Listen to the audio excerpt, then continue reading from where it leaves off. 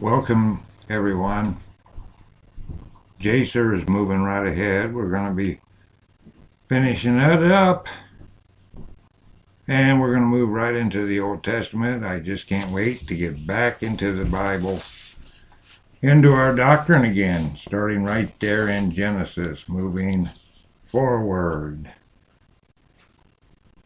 And what was left out is the demise of Balak there as the Israelites went in and attacked Moab. We haven't seen that here, but it certainly happened, and it's spelled out right there in our doctrine. So anyway, we're looking forward to getting back into Genesis, and we'll move forward and we'll go through all these same events that we've studied in the history book chronologically as we study the Old Testament. So here we are in 86, and Israel attacks Midian, or Midian. In verse 1 it says, "At that time after the pestilence, the Lord said to Moses and to Eleazar the son of Aaron the priest, saying, Number the heads of the whole community of the children of Israel from 20 years old and upward, all that went forth in the army." See, that's the military people, 20 years old and over. 3, and Moses and Eleazar numbered the children of Israel after their families, and the number of all Israel was 700,730. Notice all the sevens there, folks. All right, in 4, we move on. It says, "And the number of the children of Levi from 1 month old and upward was 23,000, and amongst these there was not a man of those numbered by Moses and Aaron in the wilderness of Sinai." In 5, "For the Lord had told them that they would die in the wilderness, so they all died. And not one had been left of them excepting Caleb, the son of Jephunneh, and Joshua, the son of Nun." That came from the bad report that they gave over the giants, over the sons of Anak, over being cowardly after God has overthrown all these kings for them, all the giants, all the Nephilim, and yet they get cowardly again. And we can't be cowardly when we got a bunch of limp-wristed world government people, little weasels, that are trying to lord over us like they're gods.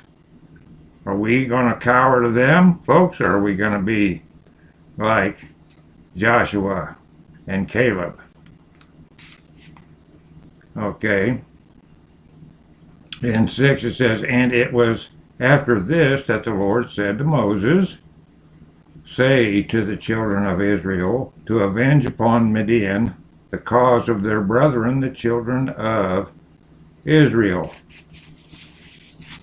And Moses did so, and the children of Israel chose from amongst them 12,000 men, being 1,000 to a tribe, and they went to Midian." Yeah, many times the Lord would have them take a small number so that they couldn't brag and think that their strength did it, when it was the Lord's hand that overthrew these people that were steeped in the mystery school, fallen angel religion. So many times he would have them just pick certain people. And that's throughout our Bible, throughout our doctrine, throughout our history.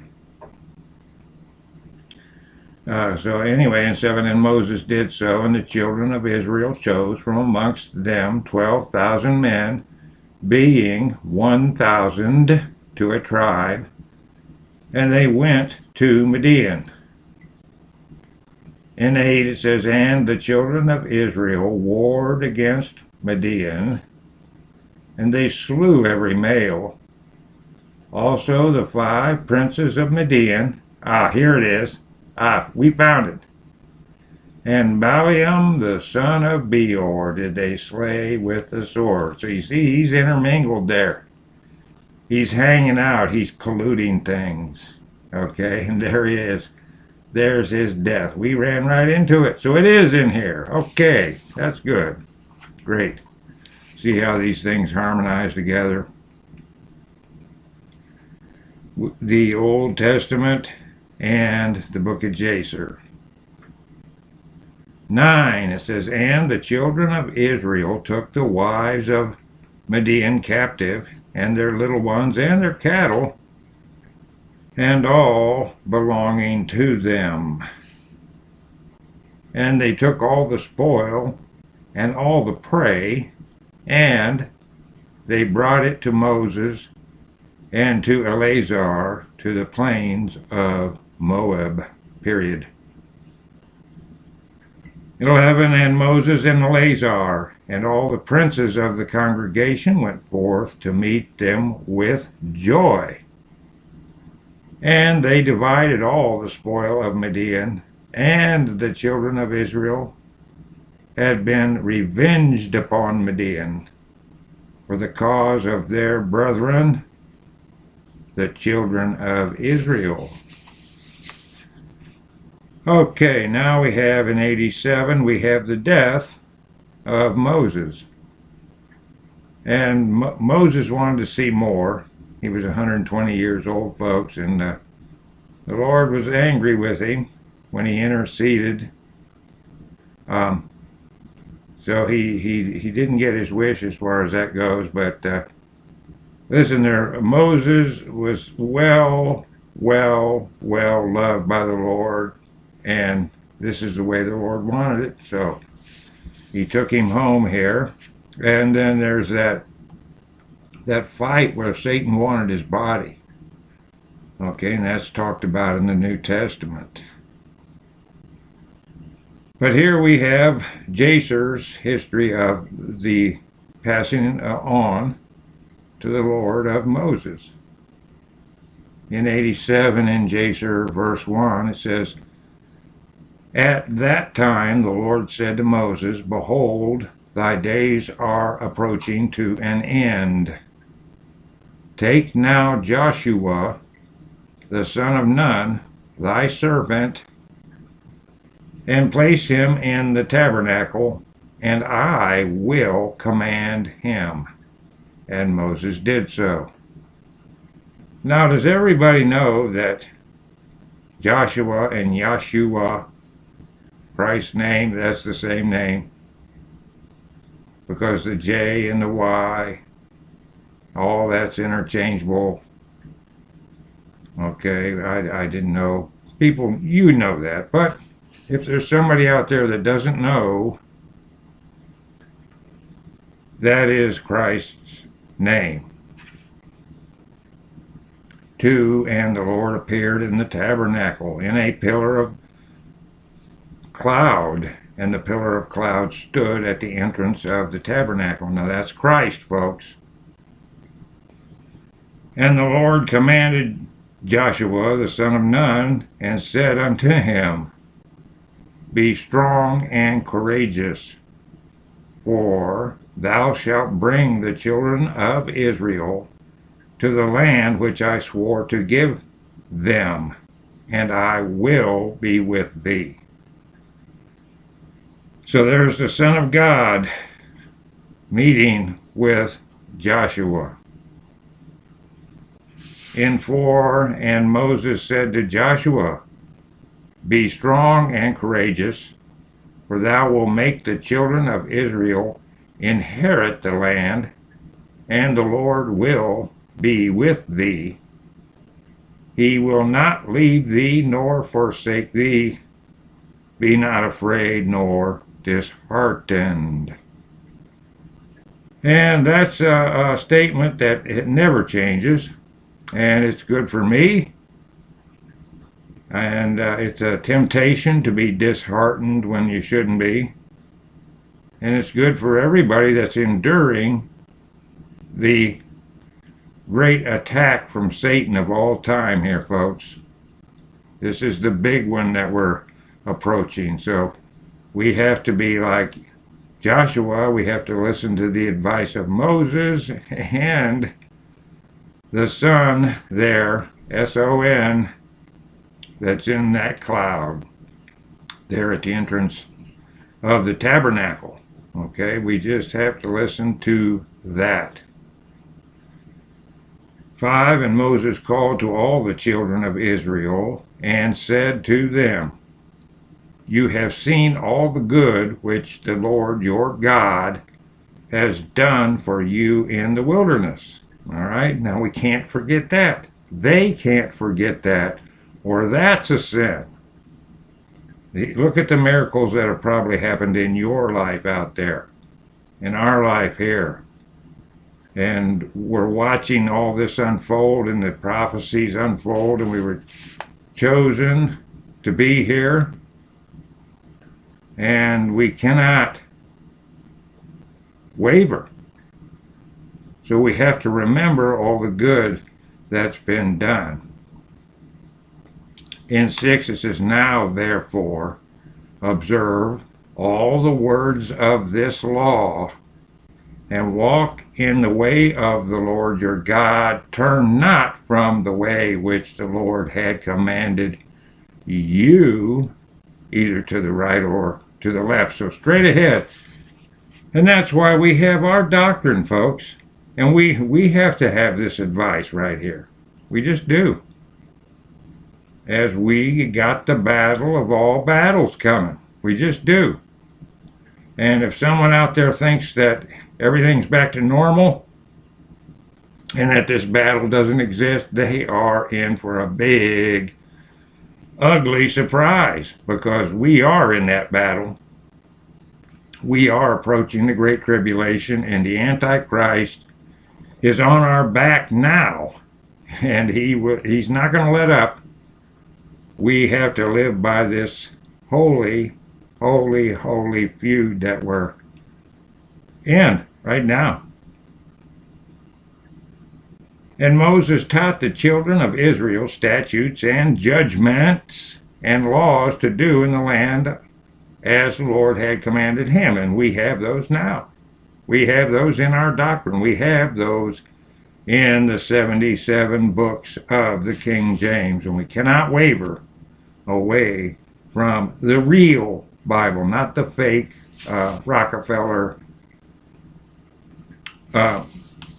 Amplified Bible, any of the Lockman Foundation Bibles, any of those Antichrist Bibles. They are nothing but trash.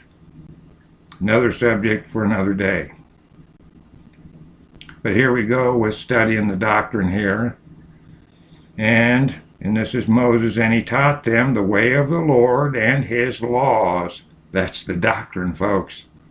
Behold, they are written upon the book of the law of God. That's our Bible, folks, which he gave to the children of Israel by the hand of Moses. And that's called an ordinance, the doctrine given by angels to man.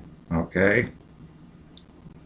9, and Moses finished commanding the children of Israel, and the Lord said to him, saying, go up to the Mount Abarim, and die there, and be gathered unto thy people as Aaron thy brother was gathered.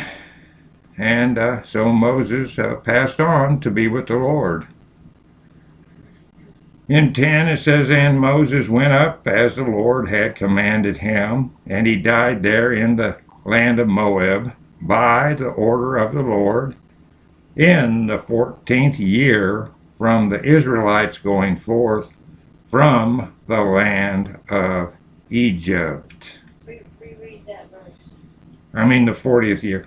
And Moses went up as the Lord had commanded him, and he died there in the land of Moab by the order of the Lord in the 40th year from the Israelites going forth from the land of Egypt. Okay, so there's that. There's that, folks. It's 40 years. That would have never happened like that. That would have been cutting it way short. Okay, my apologies. My apologies here, folks. And in 11 it says, and the children of Israel wept for Moses in the plains of Moab for 30 days, and the days of weeping and mourning for Moses were completed. So with that in mind, the next podcast we'll start Joshua, where he crosses the Jordan, and all the turmoil there, and see how it harmonizes with our Bible. And so it's going to be a lot of war here, and it's going to be them drawing the lots to see who's going to get what parcel of land. And it's going to be, the Levites are not going to get a parcel of land. They're going to inherit the Lord. So we're going to see all that, the other side of Jordan, that Moses was not allowed to cross. And it's going to be interesting. And we're winding down. 88, 89, 90, and 4 more chapters. And then to the Old Testament. I just can't wait for that, folks. So, that being said, thank you for studying, and we'll see you on the next podcast. Bye.